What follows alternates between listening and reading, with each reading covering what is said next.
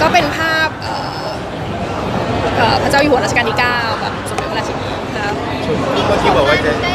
จะย้ายบ้านเสร็จแล้ว ไม่น่าพูดเลย ไม่ต่อ ต่อไม่จ้า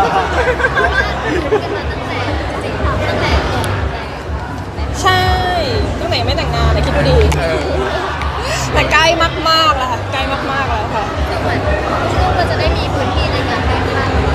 วย ก็ยังเป็นคอนโดอยู่นะคะยังเป็นคอนโดอยู่เพียงแต่ว่าพื้นที่มากขึ้นใหญ่ขึ้นอะไรอย่างเงี้ยค่ะ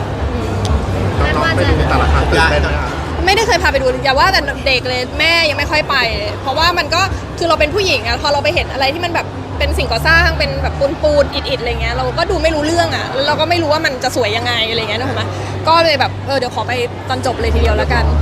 ใครเป็นคนเลือกออกแบบหรือเลือกนี่ คุณน็อตทุกอย่างเลยค่ะชมไม่ยุ่งเลย ชมก็คือแค่ดูแค่ในพาร์ทของตู้เสื้อผ้าตัวเอง